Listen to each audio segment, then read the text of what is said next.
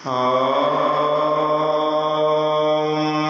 नमो ब्रह्मादिभ्यो ब्रह्मविद्या संप्रदाय कर्तृभ्यो वंशार्षिभ्यो महद्भ्यो नमो गुरुभ्यः। सर्वप्रपल्लं रहितः प्रज्ञानघनः प्रत्यगर्थो ब्रह्मेवाहमस्मि ब्रह्मेवाहमस्मि। ॐ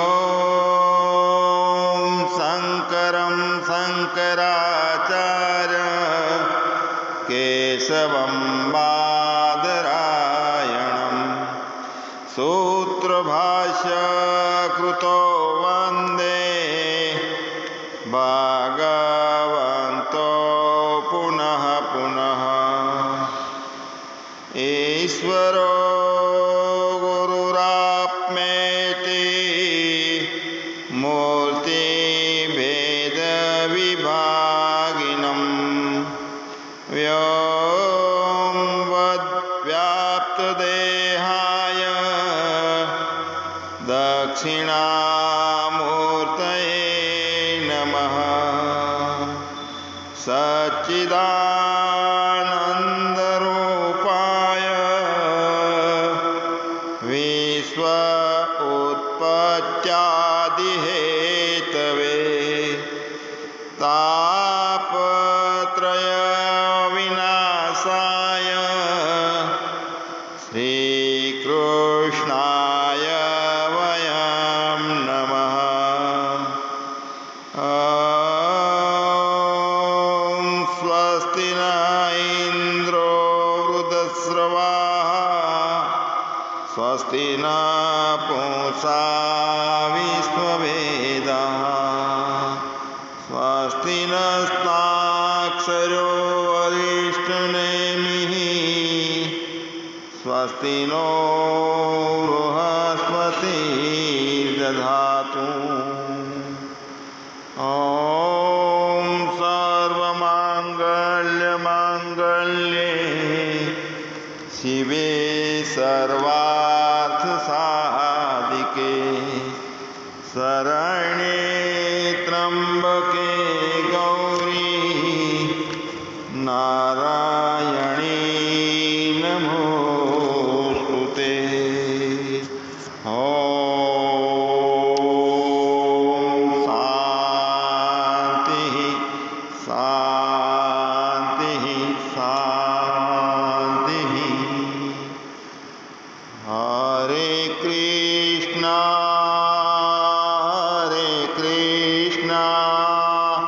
कृष्ण कृष्ण हरे हरे हरे राम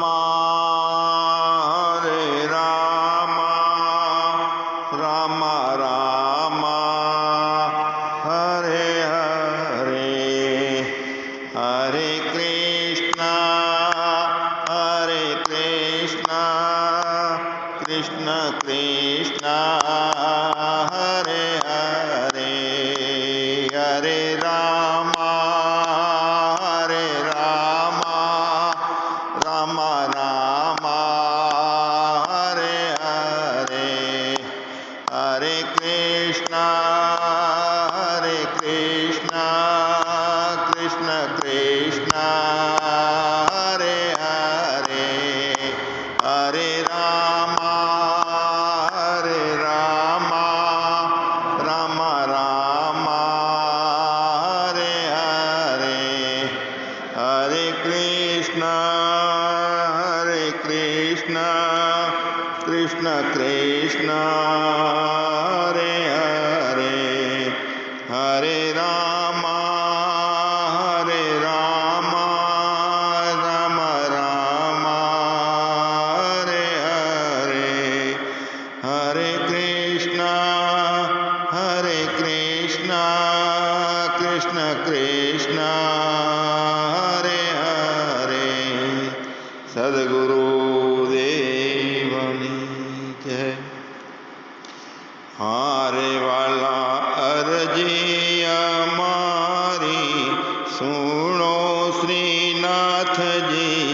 લઈ જાજે તારા ધામમાં. હારે વાલા અરજી અમારી સુણો શ્રીનાથજી, લઈ જાજે તારા ધામમાં. હારે મારા અંતર સમયના છો બેલી, મને મેલો નહીં હડસેલી. હારે મારા અંતર સમયના છો બેલી, હે મને મેલો નહીં હડસેલી. હારે હું તો આવી ઊભો તમ દ્વારે શ્રીનાથજી, લઈ જાજે તારા ધામમાં. હારે મારી અરજી અમારી સુણો શ્રીનાથજી, લઈ જાજે તારા ધામમાં. હારે નાથ કરુણા તણા છો સિંધુ, હારે હું તો માગું છું એક જ બિંદુ. હારે નાથ કરુણા તણા છો તમે સિંધુ, હારે હું તો માગું એક બિંદુ. એક બિંદુમાં નહીં થાય ઓછું શ્રીનાથજી, લઈ જાજે તારા ધામમાં. હારે મારી અરજી અમારી સુણો શ્રીનાથજી, લઈ જાજે તારા ધામમાં. હારે મારું અંતર લેજો તમે વાંચી, હે મારું અંતર લેજો વાંચી. હારે નથી મેદીમાં લાલી લખાતી, હારે નથી મેદીમાં લાલી લખાતી. હારે પાને પાને પ્રસરી જાતે શ્રીનાથજી, લઈ જાજે તારા ધામમાં. હારે એક અરજી અમારી સુણો શ્રીનાથજી, લઈ જાજો તારા ધામમાં. હારે તને સમજીને શું સમજાવું, હે તને સમજું ને શું સમજાવું. હારે કહો અંતર ખોલીને બતાવો, હારે કહો તો અંતર ખોલીને બતાવો. હારે તારા પુનિતને એક જ આશા શ્રીનાથજી, લઈ જાજે તારા ધામમાં. હારે તારા પુનિતને એક જ આશા શ્રીનાથજી, લઈ જાજો તારા ધામમાં. હારે વાલા અરજી અમારી સુણો શ્રીનાથજી, લઈ જાજો તારા ધામમાં. સદગુરુ દેવની જય. સચ્ચિદાનંદ ભગવાનની જય. ઓમ નમઃ પાર્વતી પતયે. હર હર મહાદેવ હર.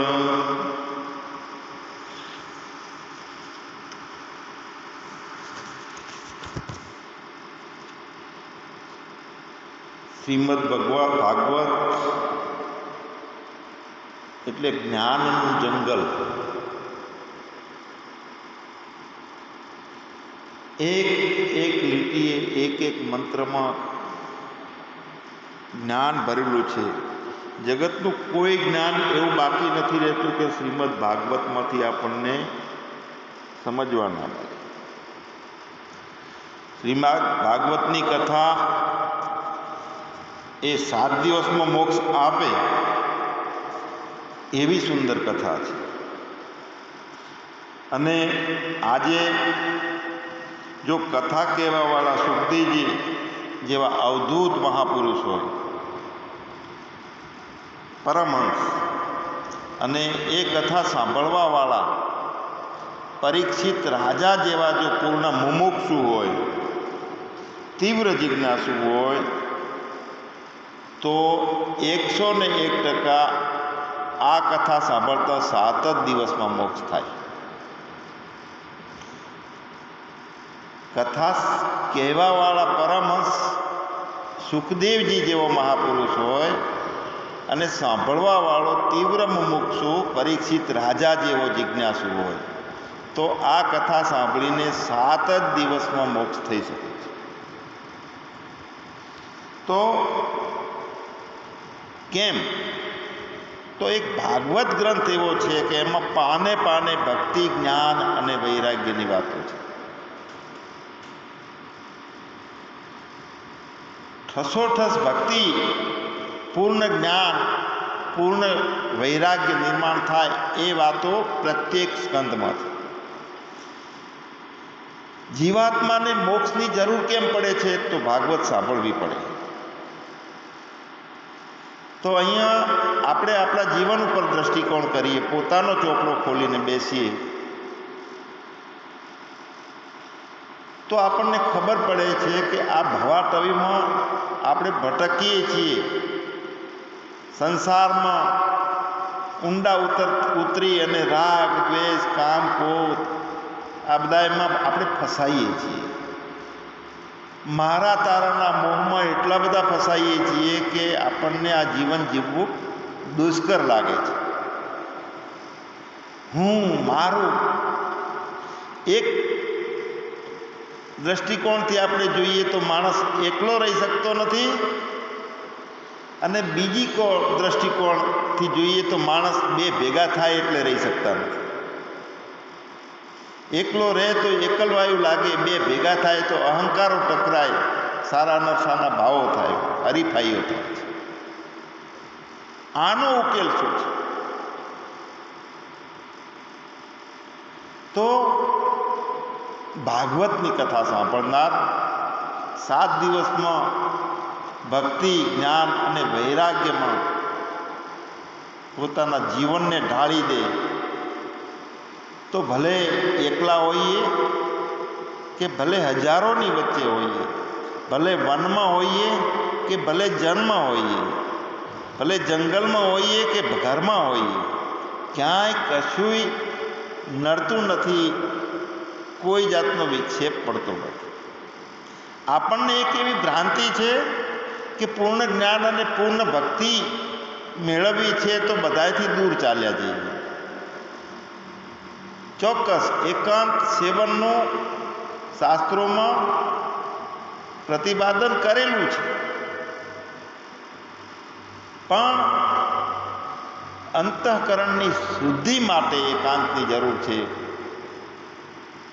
થોડી શાંત પવિત્ર જગ્યા હોય, બહારનું દૂષિત વાતાવરણ ના હોય, તો કાચા અને મંદ મુમુક્ષુને અનુકૂળતાઓ વધારે છે. પણ તીવ્ર મુમુક્ષુ હોય એને તો પોતાની વૃત્તિ ક્યાંય લગાડે નહીં, અસંગી ભાવમાં રહે અને ગમે ત્યાં એકાંતની પણ જરૂર હોતી નથી. પોતે વૃત્તિ રહિત એક જ લક્ષ્યમાં મારે મારા પોતાના આત્માનું જ્ઞાન કરવું છે, એના સિવાય બીજો કોઈ વિચાર, કોઈ ઈચ્છા, કોઈ મોહ ના હોય, તો તે એકાંત કહેવાય. સાચું એકાંત, વિચારનું એકાંત, ઈચ્છાનું એકાંત, એક જ જાતની ઈચ્છા, એક જ જાતનો વિચાર, એક જ લગ્ની. જો ઘણી વખત આપણે બેઠા હોઈએ અને આપણે કોઈને કામ ભળાઈએ, પૂછીએ કે કાંતિ કાકા પેલી વસ્તુ તમે ક્યાં મૂકી, તો કાંતિ કાકા હોય બધાય માણસોની વચ્ચે, પણ 3-4 વખતે સાંભળે નહીં. આપણે કેમ કહીએ ને, એકાંતમાં હોય એના વિચાર. આજુબાજુ 5-10 માણસ હોય, 2 જણા પૂછતા હોય કે કાકા આ વસ્તુ ક્યાં પડી છે, તો 2-5-10 મિનિટ પછી ખીજાઈને કહેવું પડે કે તમે તો અમારી કોઈ વાત જ સાંભળતા નથી. પણ એમને જે વિચાર છે, એમની જે વૃત્તિ છે, એ જે વિષયમાં છે તે એકાંતમાં હોય છે, તો બાકીના કોઈ નડતા નથી એમને. તો જંગલમાં જઈ અને એકાંતનો વાસ એ વાત નથી, પણ એકાગ્ર બુદ્ધિ કરવાની. મનને એકાગ્ર કરવાનું છે પોતાની રુચિમાં, પોતાના કાર્યમાં, પોતાના વિષયમાં. તો એવું એકાંત છે એ તીવ્ર મુમુક્ષુ હોય. અને પરીક્ષિત રાજા જેવો મુમુક્ષુ હોય તો એ તો વક્તાના મોઢામાંથી શબ્દ બાર સરે એના ભેગો ચોટ કરી અને સીધી છાપ પાડી દે અંદર, સ્વીકાર. કારણ કે જે જોતું હોય મળે, જે ઈચ્છા હોય મળતું હોય, એટલે એક એક વાતનો સ્વીકાર કરી અને પોતાના જીવનમાં ગોઠવાઈ જાય. પરીક્ષિત રાજા જેવો તીવ્ર મુમુક્ષુ, મંદ મુમુક્ષુ, મધ્યમ મુમુક્ષુ અને તીવ્ર મુમુક્ષુ. આપણે સાંભળીએ તો આપણું દર્શન આપણે કરીએ કે આપણે ક્યાં છીએ. ટાઈમ પાસ કરવા માટે સાંભળીએ છીએ, અથવા સારું કહે છે, આ સારું સંગીત છે, સારી મજા આવે છે, આવું કરીને સાંભળીએ છીએ, કે પોતાને ગમતો વિષય આવે છે, આવરણ તોડી અને આનંદમાં ઉભરાઈ જવા માટે સાંભળીએ છીએ.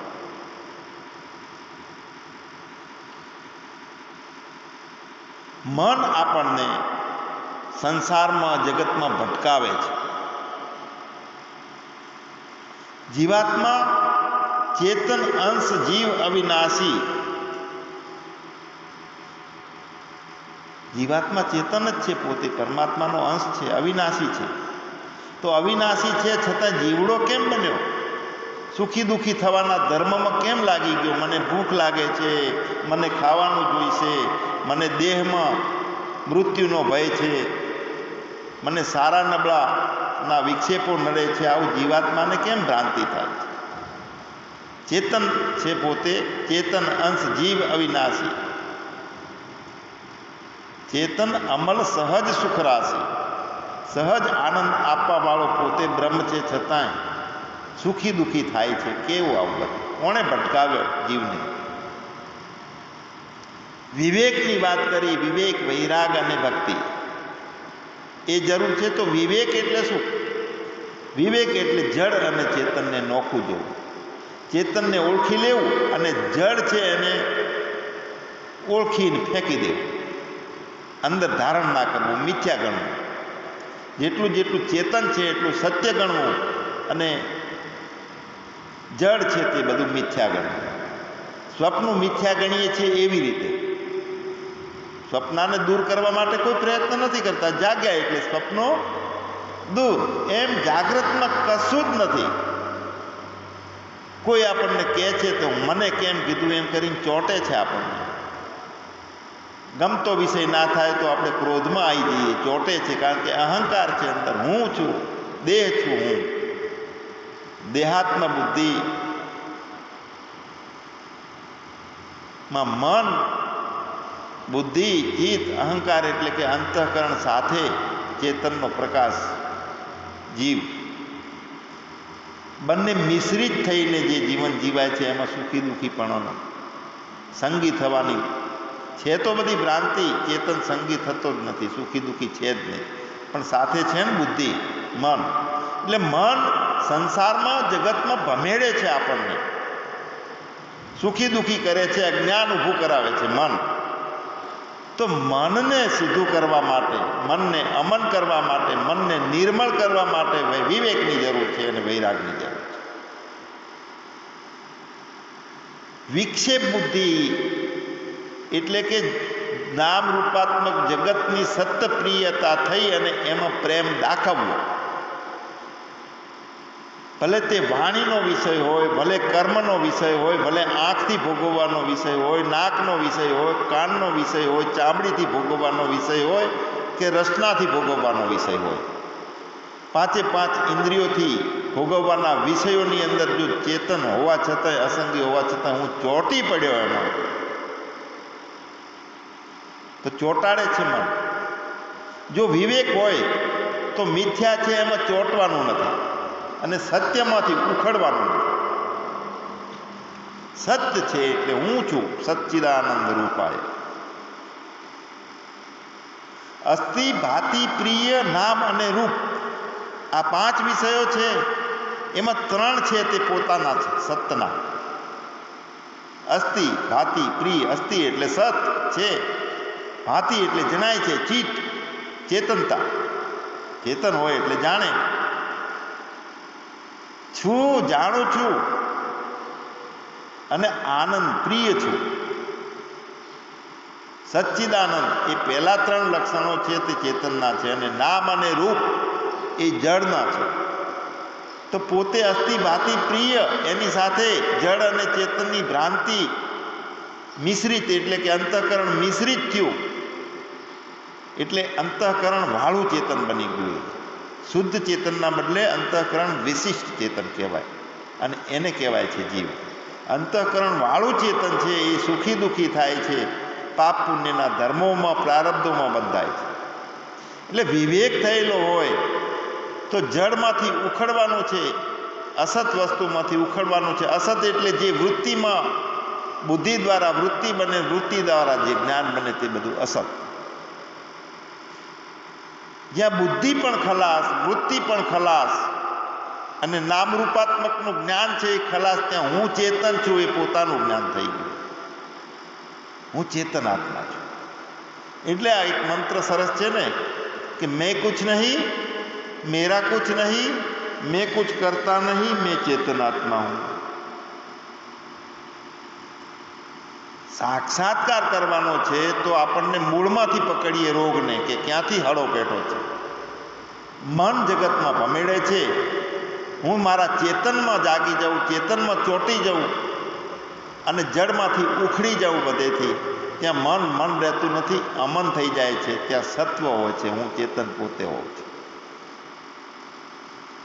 આ વિવેક, જગતના વિષયોમાંથી અભાવ કરવો તે વૈરાગ.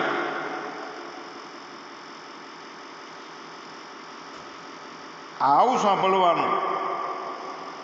સુખદેવજી પરીક્ષિત રાજાને કહે કે કર્મનું અનુષ્ઠાન 7 દિવસમાં પૂરું થાય નહીં,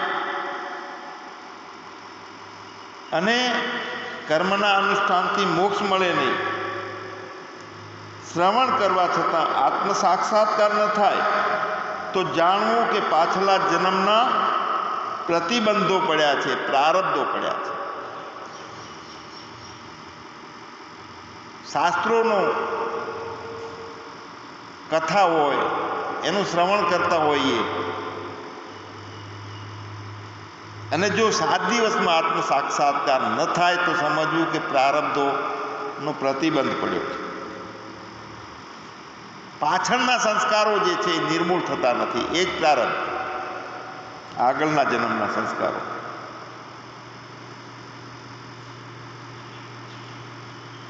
પાછળના સંસ્કારને પૂર્વચિત્તી નામની અપ્સરા કીધી છે. જ્યારે કોઈ સાધક આપણે માળા ફેરવવા બેસીએ છીએ, અથવા પૂજા કરવા બેસીએ છીએ, કે કથા સાંભળવા બેસીએ, અથવા ધ્યાનમાં બેસીએ, ત્યારે જે પૂર્વચિત્તી અપ્સરા હાજર થઈ જાય છે, એટલે આગળના અનુભવેલી સ્મૃતિ. પૂર્વચિત્તી નામની અપ્સરાની વાત કરી છે ભાગવતમાં. એ શું છે કે સ્મૃતિ. તો સ્મૃતિ નામરૂપાત્મક જગતની છે, એટલે પોતાની સ્મૃતિ, પોતાની યાદ નથી રહેતી, વચ્ચે એક પડદો બની જાય છે. નામરૂપાત્મક જગતની સ્મૃતિ જો બુદ્ધિની અંદર એ વૃત્તિ બનતી બંધ થઈ જાય, એટલે કે માયાની અંદરનું વિચરણ બંધ થઈ જાય. માયા છે કાળી નાગણ છે. નાગણનો ડંસ કેવો હોય છે? માયા કાળી નાગણી વિયા પોતાનો ખાય, અને કુંડાળામાંથી જે બચ્ચું બહાર નીકળી જાય તો એ મણિધર થાય. આપણે સંસારના કુંડાળામાંથી, આ માયામાંથી, નાગણીમાંથી બહાર નીકળી શકીએ છીએ. પૂર્વચિત્તી એટલે બુદ્ધિમાં વૃત્તિ આગળની સ્મૃતિઓની, નામરૂપાત્મક જગતની, અનુભવોની, કળાઓની, વિદ્યાઓની, બધા પ્રકારના જ્ઞાનોની બધી વૃત્તિ સ્મૃતિ વૃત્તિ બને છે. અને સ્મૃતિ વૃત્તિ છે તે પૂર્વચિત્તી અપ્સરા છે. અને એ જીવને ખોટા સંકલ્પમાં, ખોટા મનોરથમાં, ભવાટવીમાં ઘસેડી જાય છે. પૂર્વની સ્મૃતિ હવે જ્યાં આત્માની સ્ફૂર્તિ થઈ જાય, પોતાની અહમ અસ્મિ, હું જ છું, મેરે અપને સિવા કુછ નાહી, જણાય છે તો કાંઈ જણાતું નથી. આંખો જોતી હોય તો ભલે જુએ, કાન સાંભળે તો ભલે સાંભળે, ગુણોનું કામ ગુણ કરે છે. જુઓ, મન છે એ જીવાત્માને જગતમાં સંકલ્પો અને વિકલ્પોમાં કરી ખોટા મનોરથોમાં ઘસેડી જાય છે. જગતના ભાવમાં મન, તો મન છે એનાથી જ બંધન છે, મન છે એનાથી જ મુક્તિ મળે છે. સ્મૃતિ મનને કેમ થાય છે? સંકલ્પો વિકલ્પો મનને શા માટે થાય છે? એનું થોડું આપણે ચિંતન કરીએ. 7મા અધ્યાયના 12મા શ્લોકમાં ગીતામાં કીધું છે, એ જ એવ સાત્વિકા ભાવા રાજસા તામસાશ્ચૈવ મત એવેતિ તાન વિદ્ધિ. આ જે કંઈ સત્વગુણ, રજોગુણ અને તમોગુણ એ મારાથી ઉત્પન્ન થયેલા છે એવું પરમાત્મા ભગવાન કહે છે. મત એવેતિ તાન વિદ્ધિ. પણ હું એ ગુણોમાં નથી અને ગુણો મારી અંદર પેસી શકતા નથી. આ વાતને સમજવા જેવી છે. માટલું એમ કહે છે કે માટી એમ કહે છે કે હું માટલામાં નથી, હું માટલું નથી, હું ઘડો નથી. અને પાછું એમ કહે છે ઘડો મારીમાં પહેરી શકતો નથી, હું તો માટીની માટી જ રહું છું. માટી જો એમ કહેતી હોય કે ઘડો મારામાં નથી, તો સૂક્ષ્મ બુદ્ધિથી વિચારો શું છે? માટીમાં તો ઘડો છે, પણ ના, બે નથી. માટી અને ઘડો બે નથી. ઘડો ખાલી નામ છે તો માટીની માટી. માટી પોતે એમ કહે છે કે મેરે અપને સિવા કુછ નહીં. કોઈ ઘડો નથી, કોઈ તવી નથી, કોઈ તાવીતો નથી, કોઈ વાસણ નથી, હું જ છું. અને ઘડા તરીકે તમે જો નાખું ઊભું કર્યું હોય તો એ તમારા મનનો અધ્યાસ છે.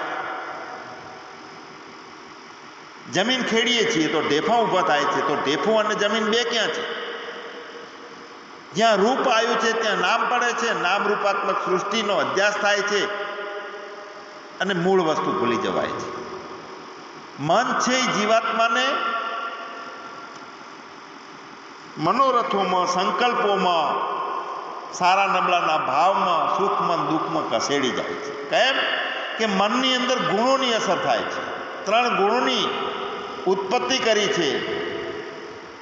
પરમાત્માની સત્તાથી ઉત્પત્તિ થઈ છે. એ 3 ગુણો છે એની મનની અંદર અસર થાય છે અને જીવાત્માને મન ભમેડે છે. જેમ ચાકડો ફરે છે, ધરી ફરતી નથી, ચેતન આત્મા ભમતો નથી, પણ ભ્રાંતિવાળો, અંતઃકરણવાળો થઈ ગયો. જીવાત્મા જળ અને ચેતન બે ગાંઠો ભેગી પડી ગઈ અને એ સુખી દુઃખી થાય છે, રોવે છે કે મારું લૂંટાઈ ગયું, મારે મેળવવાનું હતું, મારું રહી ગયું. હવે આ દુઃખ કોની આગળ કહેવું? સંતો સમજાવે, ભાગવત સમજાવે કે તું જ અજ્ઞાનનું કારણ તું જ છે અને જ્ઞાન પણ તારા કારણે થશે. પણ તું આસક્તિ કરવાવાળું જે મન છે એને બંધ કરી નાખ. અનાસક્ત ભાવવાળું મન તૈયાર કર. નિશ્ચય કર કે મારે જળ અને ચેતનનો વિવેક કરવો છે. જ્યાં સુધી જળ ચેતનનો વિવેક નહીં થાય, ચેતન એટલે અસંગી, નિર્મળ, નિરાકાર, કાયમ માટે રહેતે, વધે ઘટે નહીં તે, બગડે નહીં તે, નાનું કે મોટું બને નહીં તે, એક જ જેવું, અને જાણવા પણ જે હોય તે ચેતન. મનમાં આસક્તિ પડી છે જળની, સંસારની, નામરૂપાત્મક સૃષ્ટિએ, એમાં ફસાઈ ગયો, ઘડો જ દેખાય છે, માટી ભૂલાઈ જાય છે. आसक्ति जब तक लेस है तब तक न चिंता जाय है, नहीं चीत थिर हो जब तलक नहीं मोक्ष सुख नर पाय है. જ્યાં સુધી સહેજ પણ આસક્તિ રહી ગઈ, ચિત્તની સ્થિરતા ના થાય, ત્યાં સુધી મોક્ષ નથી. ચિત્તની સ્થિરતા માટે જ્યારે જ્યારે આપણે સારું શ્રવણ કરવા બેસીએ છીએ ત્યારે ઓમ પ્રણવ કે થોડી ધૂન વૃત્તિને શાંત કરવા માટે લઈએ છીએ. કોપી ન તક મેં રાગ હો તો જાય રૂપ પરમાર્થ है, निर्मूल होना राग का यह ही પરમ પુરુષાર્થ છે. પરમ પુરુષાર્થ જોઈએ, રાગને નિર્મૂળ કરવાનો છે, એને વૈરાગ કહેવાય. पग हाथ से क्रिया करे तो खेद काया पाय है, पाटन पठन यदि कीजिए तो जीभ में श्रम आय है. मन खेद पावे ध्यान से यह बात सत्य यथार्थ है, व्यापार तीनों त्याग दे यह ही परम पुरुषार्थ है. જુઓ ને કેવું થાય છે, કોકને જીભ દ્વારા ગાળ બોલી દઈએ તો સામેવાળો એક લાફો મારે તો કોને પડે? શરીરને.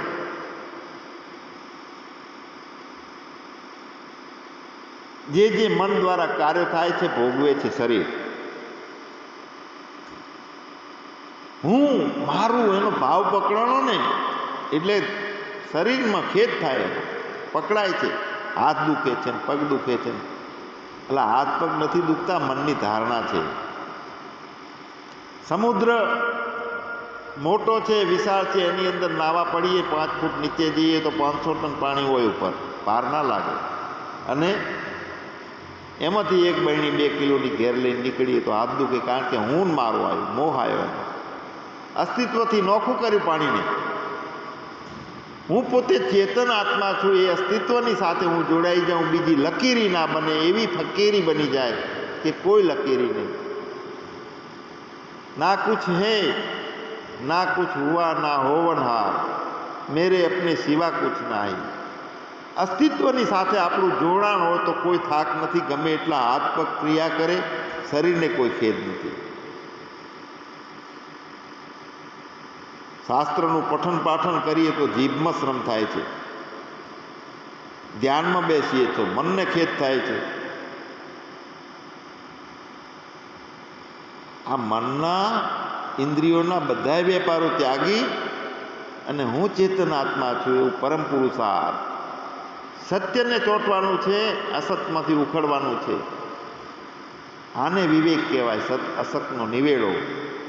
દૂધ અને પાણી હંસ હોય તે નોખું કરી શકે તો હંસ જેવા બનવાનું. કાંઈ પણ વિષયો આપણી અંદર પેસી ના શકે. ક્યાંક વિક્ષેપનો ભાવ થઈ ગયો, કુટુંબમાં બોલાચાલી અથડાબથડી થઈ ગઈ, તો 1 મિનિટની અંદર પોતે ચેતન આત્મામાં સ્થિરતા. એને આમ બદલો લવો, પોલીસ સ્ટેશનમાં જવું, ફરિયાદ કરવું, 2-3 દિવસ ઊંઘ ના આવે રાત્રે, પકડાય છે. એટલે કેમ કે હું દેહ બની ગયો, હું જીવડો બની ગયો. જો હું ચેતન આત્મા છું, વ્યાપક છું, કેવો વિભુ નભ સમ સૌ બ્રહ્મ હે, નહીં નેરે નહીં દૂર. આકાશ જેવો નિર્મળ. કેટલી ધૂળની ડમરીઓ આવે છે, આકાશ કોઈ દાડો બગડતું નથી, અને ધોવું નથી પડતું સાબુથી. વરસાદ આવે તો આકાશ પલળતું નથી, કોઈ સંગી થતું નથી. મનના વિકારો જે છે એ બંધ થઈ જાય, વિવેક થાય અને વૈરાગ થાય.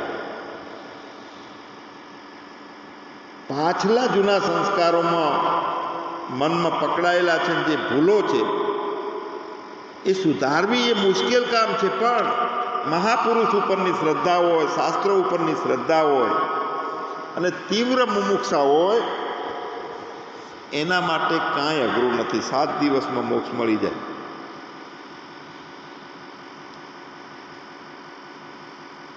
પૂર્વની જે સ્મૃતિ છે, પૂર્વચિત્તીનું નામ 11મા સ્કંદમાં અને 16મા અધ્યાયમાં વિભૂતિઓના વર્ણનમાં આવે છે. અને અહીંયા આપણો આ 5મો સ્કંદ શરૂ થયો,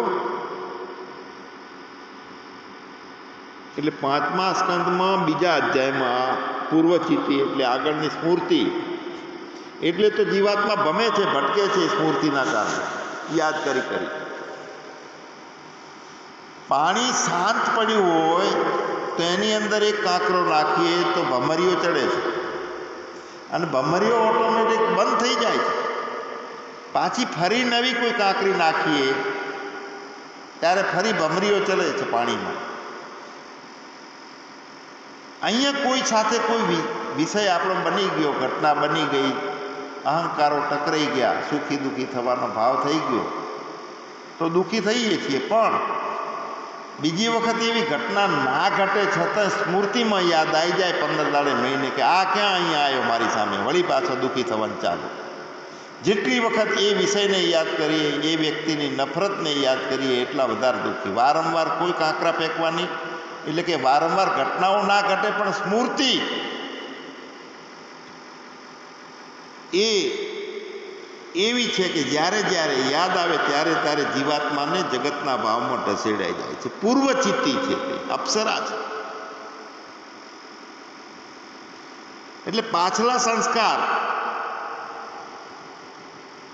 એ જ પૂર્વચિત્તી. અને પૂર્વચિત્તીનું કારણ શું?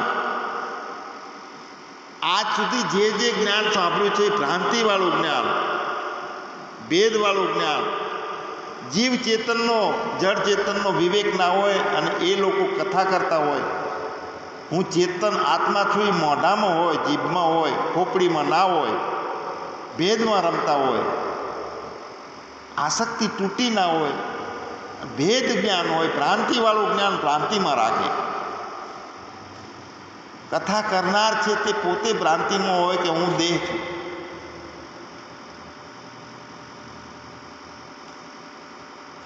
આત્માની વાત કરે કે ચેતન આત્મા આવો છે, સારો છે, પણ પોતે ચેતન આત્મામાં ફિટ ના હોય, ખાલી મોઢામાં જ્ઞાન હોય, જીવનમાં વણાયેલું ના હોય. તો ભેદ જ્ઞાન જેને છે એવા હજારો કથાકારો, હજારો વક્તાઓ છે જીવનમાં, સમાજમાં કોઈ પરિણામ ના લાવી શકે, સમાજમાં કોઈ બદલ ના આવે. નૈસર્ગિક જે બદલ સમાજનો લાભો છે, માનવ સમુદાયમાં ક્રાંતિ લાવવી છે, આનંદ લાવવો છે, પ્રસન્નતા લાવવી છે, આત્માનું જ્ઞાન ઊભું કરવું છે, તો કહેનાર છે એ પોતે બ્રહ્મનિષ્ઠ હોવો જોઈએ.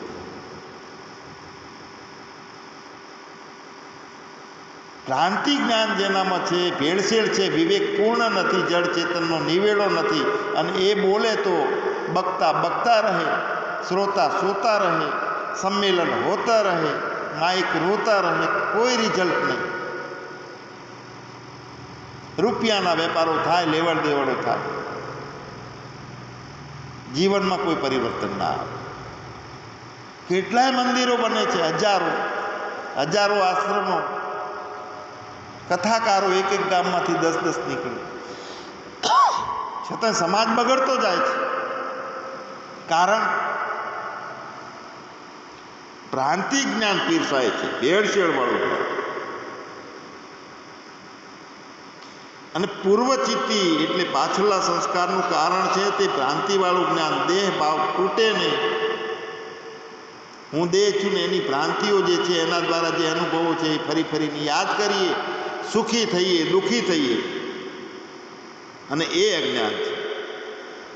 આપણે 3જા અધ્યાયમાં કપિલ ભગવાન એની માં દેવહૂતિને કહે છે કે બહારની વૃત્તિવાળી ઇન્દ્રિયો બહારના વિષયોમાંથી પાછી વાળીને ફક્ત ને ફક્ત જ્ઞાન સ્વરૂપ નિર્ગુણ બ્રહ્મ જે આત્મા છે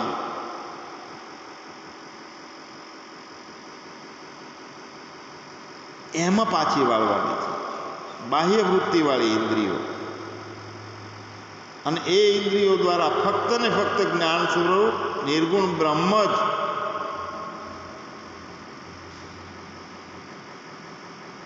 અને ભ્રાંતિથી જે છે આપણને શબ્દ, મંદિરોના ધર્મો, માણસોના ધર્મો, આ બધું જે પદાર્થના રૂપમાં ભાષે છે ભ્રાંતિના, મતલબ કે વિક્ષેપ ભાવ જે થાય છે, પોતાનો ચેતન આત્મા સિવાયનું બીજું જે કંઈ જણાવવું તે વિક્ષેપનો ભાવ. તો વિક્ષેપ ભાવમાં સહજ ઈશ્વરની રચના છે. આ માયાનો ખેલ કર્યો છે, સત્તા પૂરી છે માયામાં, અને એની અંદર અધ્યાસ થાય છે મનને, અને ભ્રાંતિની અંદર ભટકાય છે. તો એમાંથી બહાર નીકળવા માટે શ્રદ્ધા, ભક્તિ અને વૈરાગ, આ ત્રણેય સાથે હોય એવો નિરંતર અભ્યાસ કરવાનો. કોઈ અભ્યાસ એવો ન થાય કે જેમાં શ્રદ્ધા આપણી ના હોય. કોઈ અભ્યાસ એવો ના હોય કે જેમાં ભક્તિ એટલે કે પરમાત્માનું જોડાણ, આપણો દેહ ભાવ ના તૂટે. જો દેહ ભાવ તૂટે અને પરમાત્માનું જોડાણ થાય તો તે ભક્તિ છે. શ્રદ્ધા, ભક્તિ અને વૈરાગ્ય સાથેનો નિરંતર અભ્યાસ, યોગ અભ્યાસ. અનાસક્ત ભાવ એ વૈરાગનો ભાવ છે. જગતના ભાવમાંથી રાગને કાપી નાખવો, બંધ કરવો, પોતાના આત્મામાં જ રાગ કરવો, તે વૈરાગ.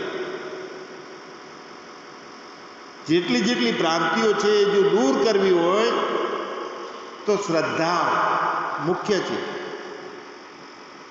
ભક્તિ એટલે અલગપણું નહીં, દ્વૈત નહીં, અદ્વૈતતા, બેપણું બુદ્ધિમાં ના ઊભું થાય તે. અને વૈરાગ એટલે બારે ભટકવાનું બંધ, બહારના વિષય. આવો નિરંતર અભ્યાસ જોઈએ. જે કામ કરતા હોઈએ અભ્યાસ કરવા માટે ધ્યાનમાં 5, 10, 20 કલાક બેસી જવાની વાત નથી. પળે પળે વિક્ષેપ ભાવ આવે છે. કામવાળી કામ કરતી હોય તો નજર એમના, આ કેમ આમ કર્યું, આમ નહીં કરવાનું, આ કર. તને કેટલી વખત કેવું. છોકરા રમતો હોય અને આપણા ચિત્તને ના ગમતું હોય. એક વખત એક દાદા એના 2 પોતરાઓને નાના લઈ અને ટ્રેનમાં મુસાફરી કરી અને મુંબઈ જતા. ટ્રેનમાં મુસાફરી કરે દાદા અને 2 નાના પોતરાઓ. એક 2.5 વર્ષનો, 3 વર્ષનો, બીજો 5 વર્ષનો. 2 તોફાન બહુ કરે. રેલવેના ડબ્બામાં આમથી તેમ દોડે, બહુ ધમાલ કરે. દાદા બેઠા બેઠા જોવે, પ્રસન્ન થાય થોડા, પણ વધે નહીં. અને બીજા બધા જે યાત્રિકો હતા એમને ડિસ્ટર્બ થતો હતો કે આટલી બધી ધમાલ કરે છે ને આ એમના દાદા છે કેવા છે, એને રોકતાય નથી. આવી ધમાલ આવા છોકરાઓ કરે એમને ખબર નથી પડતી. છોકરાઓ તો નાના છે પણ એ તો 70 વર્ષના છે, 75 વર્ષના, અને એમને શાંત પાડવા જોઈએ. આની આ પરિસ્થિતિ દોડવાની, રમવાની અને વિક્ષેપની, ધમાલની ચાલુ રહી 1/2 કલાક. બધા યાત્રિકોમાંથી 2 જણા ખીજણા ઊભા થયા. દાદા તમે શું સમજો તમારા મનમાં? એટલી ખબર નથી પડતી કે બધાની ઊંઘ બગાડે છે, બધાનો યાત્રા બગાડે છે. આ છોકરાઓ આટલી ધમાલ કરે છે, તમે રોકતા નથી, કાંઈ કહેતા નથી.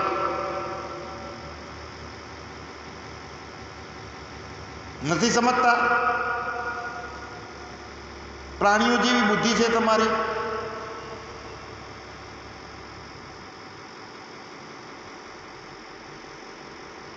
દાદા કે હા મારે, હું સમજુ છું, આ પણ હું નથી કહી શકતો. કેમ નથી કહી શકતો? કે આ બંને પોતરાઓ મારી પાસે હતા. મારા ઘરવાળી 5 વર્ષ 10 વર્ષ પહેલાં શરીર છોડી દીધું છે અને આ બંને પોતરાઓ છે એની માં 5 દિવસથી મુંબઈ હોસ્પિટલમાં હતી અને ગઈકાલ સાંજે એનો દેહાંત થઈ ગયો છે. શરીર છૂટી ગયું છે. સાંભળે છે બધાએ આ દાદાની વાત. દાદા કે હું શું કરું? વિચારો આવે છે કે ઘરમાં કોઈ સ્ત્રી નહીં, આ છોકરાઓ પણ એની મા વગરના.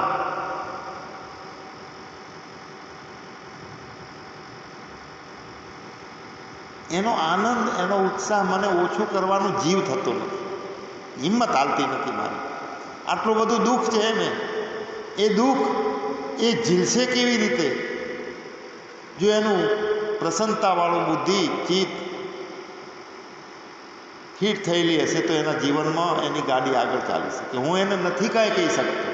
હવે જુઓ, જે સાંભળવાવાળા યાત્રિકો હતા એમની બુદ્ધિમાં પહેલાં ચીડ હતી દાદા ઉપર, છોકરાઓ ઉપર. હવે દ્રષ્ટિ બદલાઈ ગઈ. હા દાદા તમે કેટલા મહાન છો, આવી પરિસ્થિતિમાં છોકરાઓની સાથે હસો છો, રમવા દો છો. બહુ અઘટિત ઘટના ઘટી છે. 8 જ કલાક થયા છે એને, અને તમે દુઃખી થાઓ છો અને છતાં સુખમાં રાખવાનો પ્રયત્ન કરો છો. જો ક્રિયા એકની એક છે, સમજણના આધારે જીવનનો દ્રષ્ટિકોણ બદલાય છે. વે ઓફ લાઈફ, પોતાના જીવનને કેવી રીતે જીવવાનું, ફટ લઈ નિર્ણય લઈ શકીએ કે કેમ આમ ને કેમ આમ. અરે ઊંડા ઉતરો, જુઓ સત્ય શું છે, તથ્ય શું છે. સંતો છે, વડીલો છે, કંઈ ગાડા નથી કોઈ એવી રીતનું વર્તન કરતા હોય, પણ આપણે એની અંદર ઊંડાણમાં જઈએ ત્યારે ખ્યાલ આવે.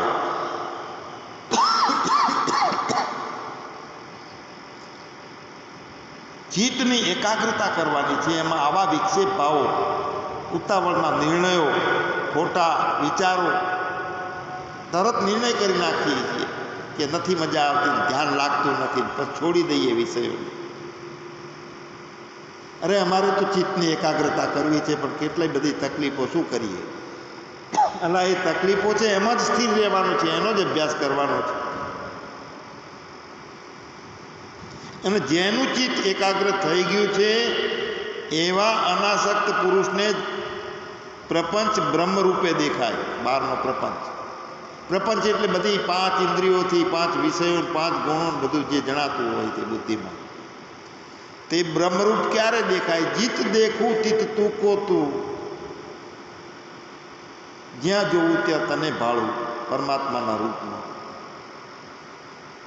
એવું અંજન આંખમાં આજી દીધું, બધે કૃષ્ણ કનૈયો દેખાય. એવા ચશ્મા પહેરી લઉં, મને જગત દેખાય નહીં, બ્રહ્મ જ દેખાય. કોને? અનાસક્ત જેવો હોય, પૂર્ણ વિવેક હોય, પૂર્ણ વૈરાગ હોય, એમને કોઈ અજ્ઞાન નડતું નથી, જગત નડતું નથી, સંસાર નડતો નથી, ક્રિયા નડતી નથી, દેહ નડતો નથી. નડે છે અજ્ઞાનીઓને. કેમ? અહમ કર્તુમિતિ મન્યતે વિમૂઢાત્, હું કરું, મારા છે, આવો વિચાર કરે છે, તે અજ્ઞાની છે, વિમૂઢાત્મા છે. પણ અહમ અકર્તુમ, હું અકર્તા છું, અસંગી છું, એવું જે વિચારે છે તે તત્વવિદ, જ્ઞાની છે. જેને જગતના બધા પ્રપંચો બ્રહ્મરૂપ દેખાય, તેને કાંઈ જગત નડતું નથી. બાકીના બધાને અજ્ઞાનના સંસ્કાર બહુ નડે છે. તો કેવી છે ભ્રાંતિઓ બધી, કેટલા પ્રકારની છે, એનું સ્વરૂપ કેવું છે? આ ભાગવતમાં જુદે જુદે ઠેકાણે સુખદેવજી પરીક્ષિત રાજાને સમજાવતા જાય છે ભ્રાંતિ વિશે.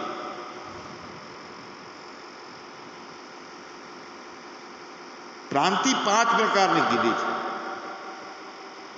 વિકારની ભ્રાંતિ એટલે જેમ દૂધમાંથી દહીં થાય, ગોટલો વાવીએ તો આંબો થાય, લીંબોળીમાંથી લીમડો થાય, એમ બ્રહ્મમાંથી જીવ અને જગત નીકળ્યા છે. એવી જે પ્રતીતિ થાય તેને વિકારની ભ્રાંતિ છે.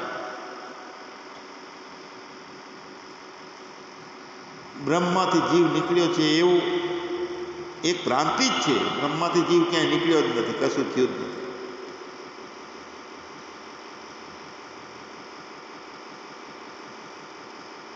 બ્રહ્મથી જીવ અને જગત નીકળ્યા છે એવી પ્રતીતિ થાય છે, તેને વિકારની ભ્રાંતિ કીધી છે. જગત એ બ્રહ્મનો વિકાર નથી. આપણે અજ્ઞાનથી એક પ્રકારનો આરોપ કરી નાખ્યો કે બ્રહ્મમાંથી જગત નીકળ્યું, અથવા એવું વિચારીએ છીએ કે એક પ્રકારની માયાનો ખેલ. તો આને સમજાવવા માટે ભગવાન વેદવ્યાસ સુત પુરાણીજી પહેલા સ્કંદના 3જા અધ્યાયમાં ખુલાસો કર્યો છે. અને બીજી વખત સુખદેવજી પરીક્ષિત રાજાને બીજા સ્કંદમાં કહે છે કે આ સૃષ્ટિ માયાના સંબંધવાળી હોવાથી જ્ઞાની પુરુષો એને સાચી માનતા નથી. આ વાત કરી છે બીજા અધ્યાયમાં. આ સૃષ્ટિ માયાના સંબંધવાળી હોવાથી જ્ઞાની પુરુષો એને સાચી માનતા નથી. પણ આ સૃષ્ટિ અજ્ઞાનીઓ સાચી માને છે. જ્ઞાની એવું વિચારે છે કે માયાના સંબંધવાળી છે સૃષ્ટિ, એટલે નામરૂપાત્મક જગત જણાય છે તે. અને પછી છેલ્લે વિદુરજી એની એ વાત, વિદુરજી ત્રીજા સ્કંદમાં મૈત્રેયજીને પૂછે છે, ત્યારે મૈત્રેયજી જવાબ આપે છે કે વિરુદ્ધ સ્વભાવવાળું આ જગત સ્વપ્નાની માફક માયા માત્ર છે. લો, પોતાનું ચેતન આત્મા વ્યાપક છું, અસંગી છું અને જાણવાવાળો છું તે હું, એના બદલે હું અજ્ઞાની છું, સુખી દુઃખી થઉં છું, અને બુદ્ધિ એટલે શરીર દ્વારા હું બધું જાણનારો છું, એ ભ્રાંતિ, એને વિરુદ્ધ સ્વભાવ કહેવાય. મૈત્રેયજીને કીધું છે વિદુરજી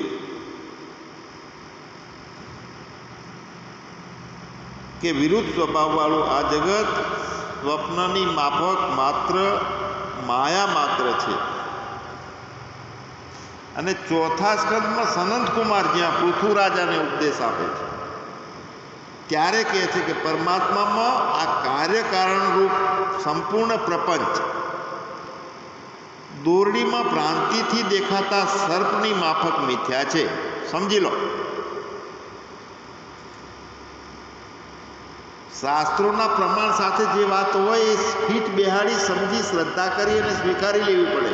જ્યાં સુધી માયા જગત મિથ્યા છે એ બોધ નહીં થાય ત્યાં સુધી આત્માનું જ્ઞાન ના થાય, અને જ્યાં સુધી જ્ઞાન ના થાય ત્યાં સુધી અહમતા, મમતા અને વાસના અંતઃકરણમાંથી કાઢવી અઘરી પડે. પરમાત્મામાં આ કાર્યકારણ રૂપ જગત કેવું છે? કાર્યકારણ રૂપ બધો પ્રપંચ દોરડીમાં ભ્રાંતિથી જેમ સાપ દેખાય છે પણ છે સાપ મિથ્યા, એવી રીતનો છે. તો એ રીતે જોતા જગત એ બ્રહ્મનો વિકાર નથી. દોરડીમાં સાપ દેખાય છે તો દોરડીનો વિકાર નથી, ઉગ્યો નથી સાપ દોરડીમાંથી, પાંગર્યો નથી. ખાલી અંતઃકરણ દ્વારા મન બુદ્ધિવાળા ચેતને અધ્યાસ કરીને એની સ્મૃતિમાં સંસ્કારના કારણે સાપ ઊભો કર્યો. સમુદ્રમાંથી તરંગો નોખા દેખાય કે નહીં? જમીનમાંથી ઢેફા નોખા દેખાય કે નહીં? તો એ જમીનનો વિકાર નથી, વિવર્ત છે. કારણ વિવર્ત એટલે સ્વસ્વરૂપ અપરિત્યાગેન ભાસમાનીતિ વિવર્ત. પોતાના સ્વરૂપમાં કોઈ ત્યાગ થાય નહીં, કાંઈ બગડે બને એ નહીં, છતાંય સ્વરૂપ એમનું એમ રહે અને બીજું દેખાય. લો, સોનામાં દાગીના દેખાય છે કે નહીં? તો દાગીના સોનું બે છે, જમીનને ઢેફું બે છે, પૃથ્વીને ઢેફું બે. પોતાનું મૂળ સ્વરૂપ એમનું એમ રહે ને બીજું નવું ઊભું થાય અધ્યાસ દ્વારા. દોરડી એમની એમ રહે ને અધ્યાસ દ્વારા સાપ ઊભો થયો, વિવર્ત. સમુદ્ર એમને એમ રહ્યો ને એક તરંગ ઊભો થયો, તરંગને નોખો માને, વિવર્ત. સ્વસ્વરૂપ અપરિત્યાગે ભાસમાં, એ વિવર્ત. તો વિવર્ત ના જોઈએ, એના બદલે પરિણામ જોઈએ, કાર્યકારણ ભાવ જોઈએ. પરિણામ એટલે પોતાનું સ્વરૂપ બદલાઈ જાય, દૂધમાંથી દહીં બની જાય, એ પરિણામ. એ વિકાર છે. તો પહેલા નંબરની ભ્રાંતિ છે એ વિકારની ભ્રાંતિ છે. બીજા નંબરની ભેદ ભ્રાંતિ છે, કરતા ભોગતાની ભ્રાંતિ છે. પછી સંઘની ભ્રાંતિ છે. પાંચમા નંબરની બ્રહ્મથી ભિન્ન જગતની સત્યતાની ભ્રાંતિ. જો આ ભ્રાંતિ નિવારણને બરોબર આપણે પાંચમા સ્કંદમાં સમજશું ને તો બે જ્ઞાન થઈ જશે, પાકે પાકું. કારણ કે નિવારણ ભ્રાંતિઓ પેઢી છે એનું કરવાનું છે. ચોખ્ખો ચોખ્ખો જે બ્રહ્મ છે એને ક્યાં અપ્રાપ્ત નથી કે પ્રાપ્ત કરવાનું હોય. પાંચ ભ્રાંતિઓ: વિકાર ભ્રાંતિ, ભેદ ભ્રાંતિ, કરતા ભોગતાની ભ્રાંતિ, સંઘની ભ્રાંતિ અને બ્રહ્મથી ભિન્ન જગતની સત્યતાની ભ્રાંતિ.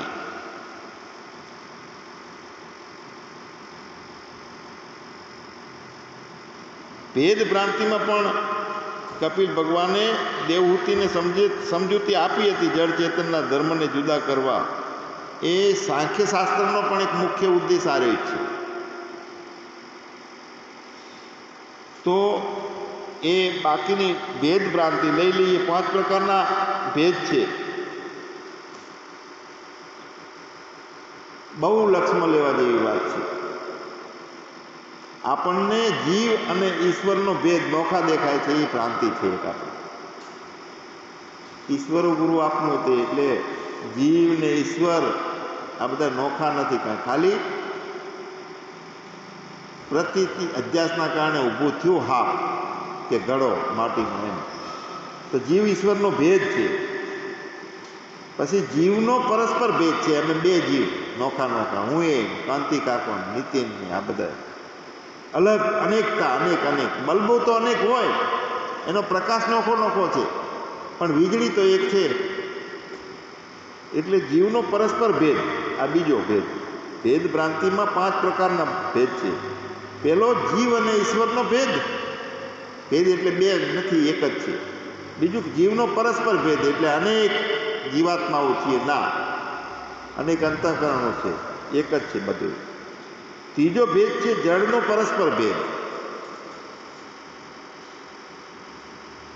એને આપણે સમજશું. જીવ જળનો ભેદ આ ચોથો ભેદ. જળ અને જળનો પરસ્પર ભેદ છે એ ત્રીજો ભેદ. જીવ અને જળનો ભેદ છે એ ચોથો ભેદ છે. અને 5મો જીવ ઈશ્વરનો ભેદ. તો એ 5 પ્રકારનો ભેદ આપણને પ્રતીત થવો, 5 પ્રકારનો ભેદ આપણે જોવો, એનું નામ ભ્રાંત. અભેદતા દ્વૈત ખલાસ થઈ જાય, કોઈ બીજું છે જ નહીં. જેટલું જેટલું ઊભું થાય છે તે મિથ્યા છે ને ઉડી જાય. મારા હું જોનારો છે, જાણનારો છું, ચેતન છું, એ ક્યાંય ના જાય. આગો પાછો વધઘટ કશું એમાં નથી. સ્મૃતિઓ જાય, ભૂલાય, સંજોગો બદલાય, બધું ગુણોની કમાલ છે. સત્વગુણ, રજોગુણ અને તમોગુણ, આ 3 ગુણોની ઉત્પત્તિ મહત્તત્વમાંથી થઈ. અને મહત્તત્વ એટલે પ્યોર તત્વ જે છે એમાં 3 ગુણો સામ્ય અવસ્થામાં અપંચીકૃત અવ્યાકૃત રૂપે હતા, એટલે કે સંસ્કારના રૂપમાં હતા. તો બધી 5 પ્રકારનો ભેદ છે. એ ભેદ અંદરથી ખસે તો ભ્રાંતિનું નિવારણ થાય. જ્યાં સુધી ભેદવાળી બુદ્ધિ રહે છે ત્યાં સુધી ભ્રાંતિ જાય નહીં.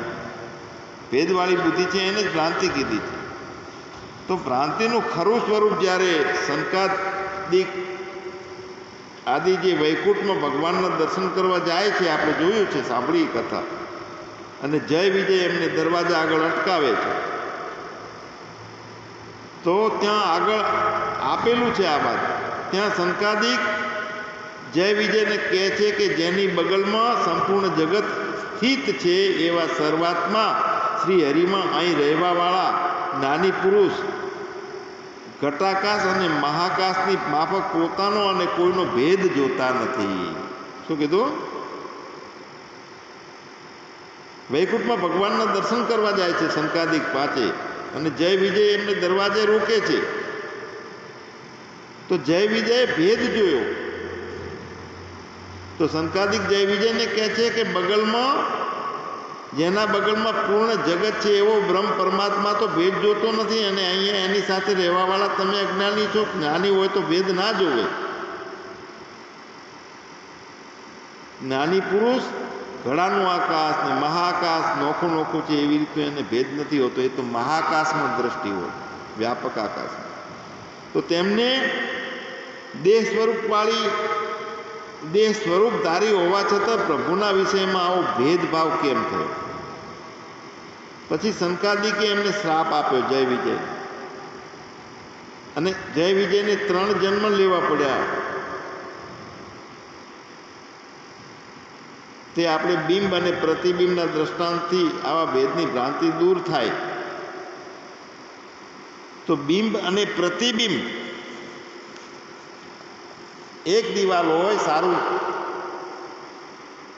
પ્રિન્ટ કરેલું કુદરતી સૌંદર્ય દોરેલું હોય, અને બીજી દિવાલ ચમકવાળી હોય, એના માથે કોઈ ચિત્ર ના હોય છતાંય બીજી દિવાલ ખાલી હોય, ચમકતી હોય, એની અંદર જ્યારે પેલાનો પડછાયો પડે છે, છાપ પડે છે, ત્યારે એના કરતાં સારી લાગે છે મૂળ ચિત્ર કરતાં. બિંબ અને પ્રતિબિંબનો વિષય અને બાકીની ભ્રાંતિઓનો વિષય બીજા સત્રમાં લઈશું. સતગુરુ દેવની જય. સચ્ચિદાનંદ